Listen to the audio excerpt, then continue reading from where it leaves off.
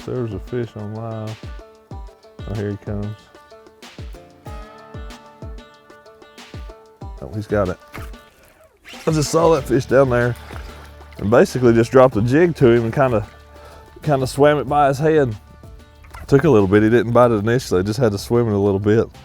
And he eased up and ate that jig.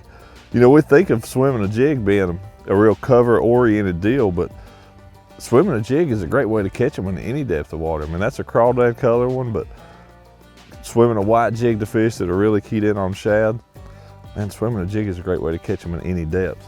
It's a great way to do it with live as well. There we go. Nice chunker. Let's get her back in there.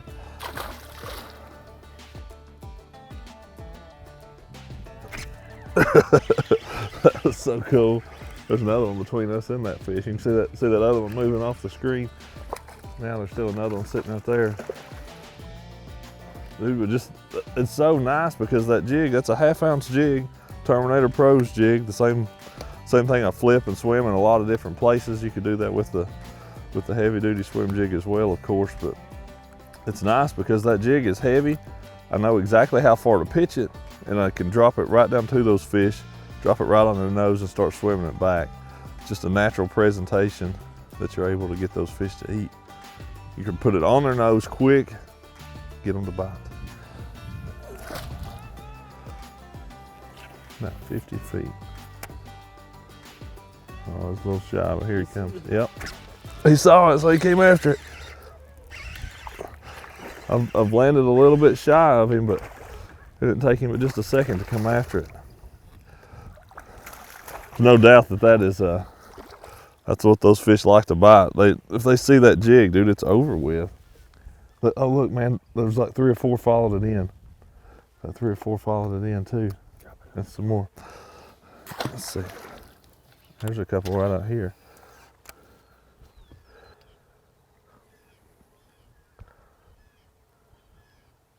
There we go.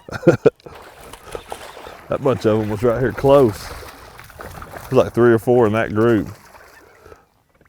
They were right here really, really close. And look, the thrashing that this one is doing has now pulled another one up here. And these fish are just out suspended over 25, 30 feet of water. They're not relating to anything at this point.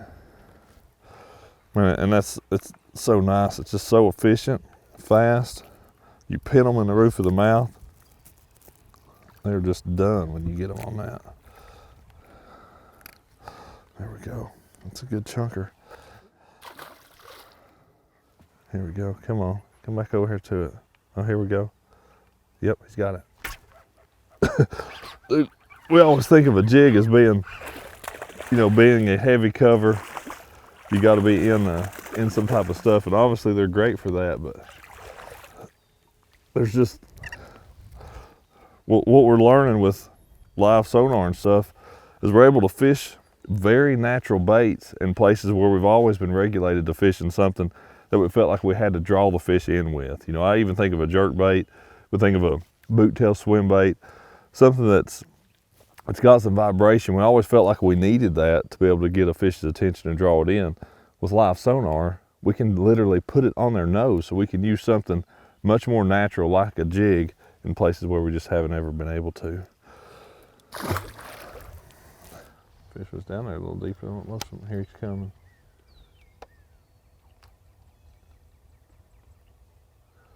There he goes. He finally got it. I was trying to keep it above his head. It took a few hops to get him to bite. He came to it, went away, and then he came back at it.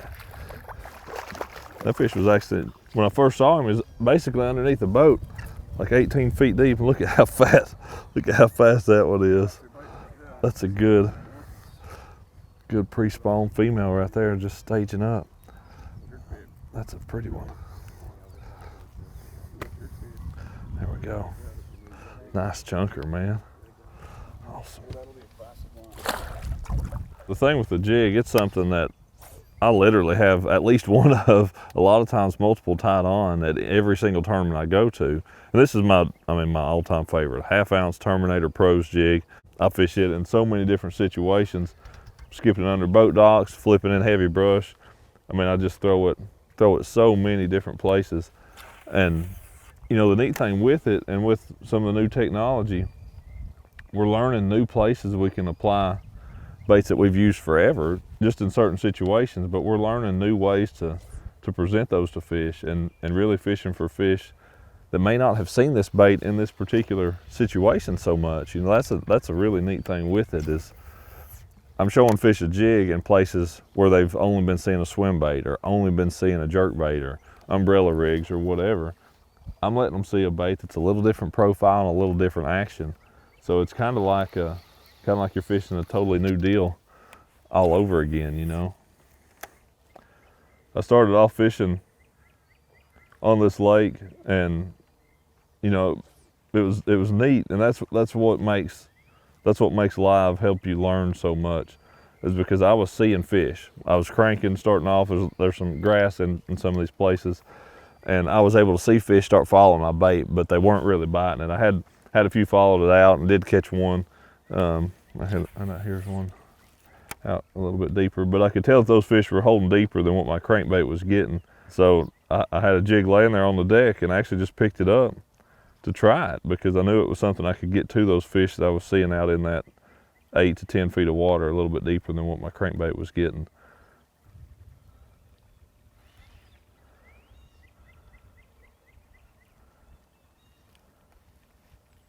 Oh, he came right to it. Why didn't you get it?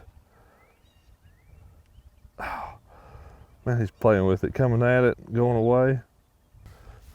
You know, watching that fish right there, I made a critical error the first time of not getting it quite to it, but this one here, got it all the way to that one.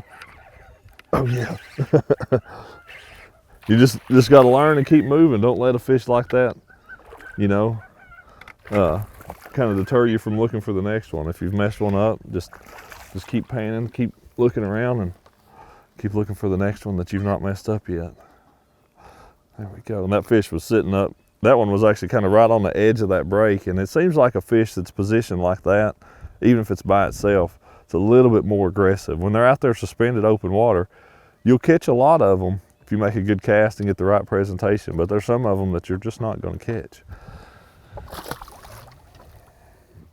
The good thing with having both of these pictures there, having 360 and having live, is I'm able to kind of cross-reference what I'm looking at. I can see something on live. If I just pick it up on that, you know, I may see what looks like a limb, or I'm not really sure. But on my 360, I can say, oh yeah, that's a whole tree that's stuck out there. But then also going the other way from that, like take a bank like this, I can see that it looks steep, but just how is the whole thing steep? Well, I can point my live over there at it and see that it's got a 45-degree taper, it's got a vertical wall, then it starts to kind of roll up to the shoreline again. So that really allows you to see just exactly how all that bank is shaped. It's kind of the same way if it's a piece of wood cover, you see where the very highest point of it is. There's just so many neat things that with live, the detail. So like down there on live, you can see that little piece of brush now. Getting my jig right down there to it.